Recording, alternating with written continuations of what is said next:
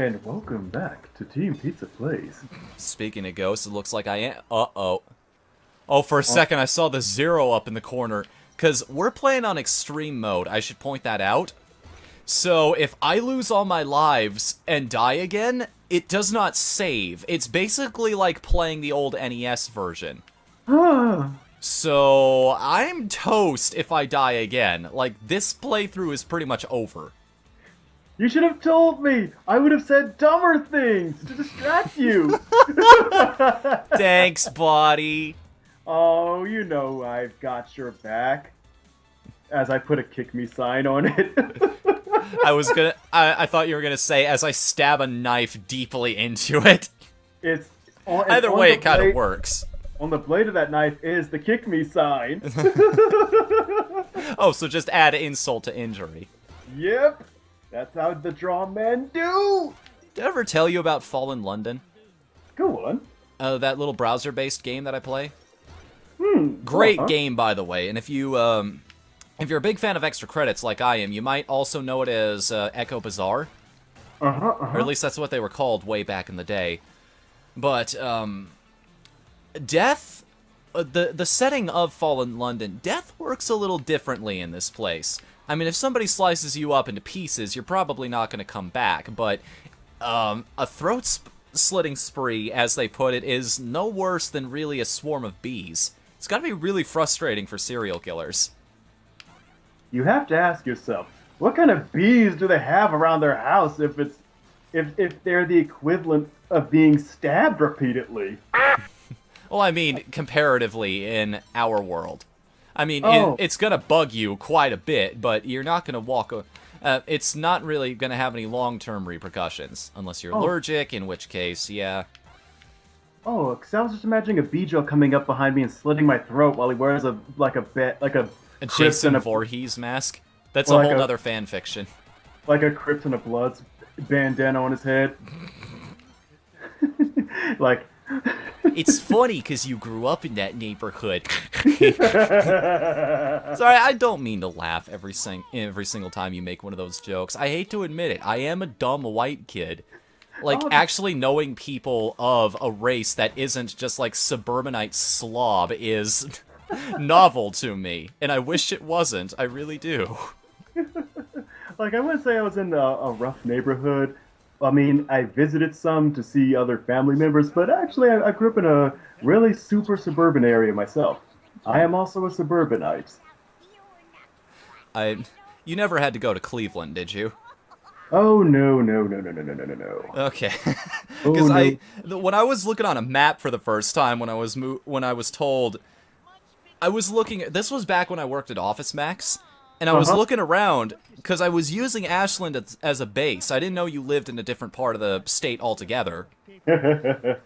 So I was looking for Office Maxes that were nearby that place, and I'm like, the closest one is in Cleveland. Yeah. This isn't gonna work. Yeah, you don't want to go to Cleveland. Well, if you're going to Cleveland, you just stay... Buy a house for the price of a VC. Come on down to Cleveland today, yeah, Cleveland. Come on down to Cleveland. How long has it been since that video came out? That came out before I was a freshman in college. That came out like over 5 years ago. Oh, no, that came out like over 6 years ago. I think I just had one of those moments where I actually start feeling old. Oh no, I feel young when I think of that stuff. I'm thinking, dude, my kids are going to be looking at this going, if I ever have a litter of my own, they're going to be going like, Daddy, Daddy, like little Bow Wow the Third made a Cleveland tourism video. It's really awesome. You should see it. Oh, please. He is not the first one to do that. They were making them before that. In fact, Cleveland was around during your time? Oh, Cleveland was around before I was a kid. Did I ever tell that story about how I thought the world was black and white at one point when I was a child? Go on. Like, when I was younger... no, seriously, did I tell this story before? Oh, wait, yeah. Didn't you, like, look into a book and think... Yeah, because all the pictures were black and white. I was like, when did color happen? No history book I've ever read is telling me about this. Like, when did God invent color? And what was the first color he invented? And then I started coming up with theories in my own mind. It's like, wait a minute, how does color work? And bear in mind, this was before the internet, so I actually had to look this shit up. Oh god, you have to go to libraries. Ew. Actually, libraries were kind of awesome when I was a kid, especially the local one around here. Every summer, my library would host this competition, and if you read a certain number of books, they would give you specific prizes. They had like a little paper map, and every time you read a certain number of books, you crossed off one of the spaces, you'd go back into the library and you'd claim your prizes. It was kind of badass. That's super hype. And again, this was before the internet, so... Wait 1 second, is that the Bride of Duckula in the background? It might be, actually. Come to think of it, the one on the left is sort of dressed up like that picture of Vlad Tepes. Isn't he? Like, oh god, I would love... He's got the mustache, the hat, and everything. Could you imagine a DuckTales Castlevania? I would love to... Duck You Card! I would love to play as Duck You Card! Oh. Somebody please do that. Just do a YouTube poop. Like, take Donald Duck sound effects and just make the entire Castlevania soundtrack with them. I mean, I'm sure it exists somewhere already, but do it anyway. Speaking of doing it anyway, there's Magica de Spell, the one who's always trying to steal the lucky coin. But here's the funny part about that. She could never do it if it meant, like... there were these weird rules around stealing his lucky coin. It comes back to our talk about a MacGuffin. In the sense that if it meant... Like, if she has like a code of honor about it. Yeah. Because I'll be honest, I don't remember the show that well. I remember bits and pieces. So please clue me in. So the coin is the source of his fortune. So if she stole the coin and his fortune went away, it would mean that the power of the coin is also going away. So that would mean she has to not only take the coin in a way that keeps Scrooge fortunate, but it also has to be in a way that does not cause him, like, she cannot bring him misfortune by bringing him misfortune, is basically what stealing this coin meant for her. Like, I think Wikipedia listed out all the ways in which she could not acquire the coin.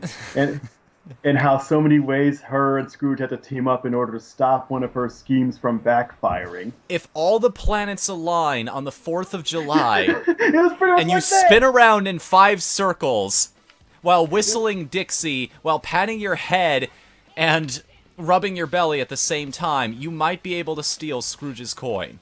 It's about a 50-50 chance. It was like that. It's like... Like, yeah, she pretty much had to backpedal on her hands backwards in order to get this coin from him. That's why I was never in... Like, as a kid, you were either intimidated by a villain on the show or found them entertaining. Me, I was puzzled by this particular one. Because she pretty much was a puzzle. Maybe, here's an idea. Maybe you should just find a new goal in life. Maybe lucky dime stealing just isn't gonna work out for you. This isn't a future-proof field. Because, like, Gargamel trying to get the Smurfs, for whatever reason, he just needs to get the Smurfs. There was no code of conduct for doing so. Like, with her, it's like, she just wants the coin because, she wants the lucky properties of it for some kind of spell or whatever. Like something that'll let her take over the world? Yeah, something like that. always seems to be the ultimate goal. I think that's why Gargamel wanted the Smurfs, too, is because he just wanted enough magical power to rule the planet. Which, when they brought that idea forward in the Smurfs movie, it didn't make a whole lot of sense, because he was already this, like, masterful magician in our reality. Uh-oh. No! No!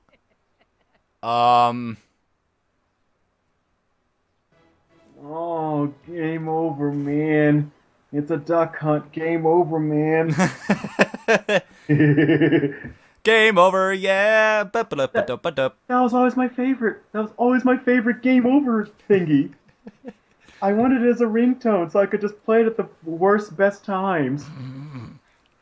Hey guys, I kind of broke my ankle today. Game over, yeah! Well, I guess we're taking the Game Grumps route on this one and calling a project early. Yeah, there's no way I'm playing through the game again just to get back to that point. Unless we have a game genie. Unless you guys ask me. You know what? Let's do that. If one person, even one, asks me to play back through the game again, despite my really busy schedule these days, get back to that point so we can see the rest of the game on extreme mode, I will do it. Because other than that, because if not, if nobody cares, there are better things I can do with my time, I will go do them. Until then, that is going to be it for this episode of Team Pizza Plays. I don't know how long it's going to be or how this is going to turn out, but until next time. And remember, if you ask really nicely, I'll do this episode naked. You technically could. And nobody would know, because it's all voiceover. It's almost as if I'm wearing nothing at all. Nothing at all. Stupid sexy draw, man.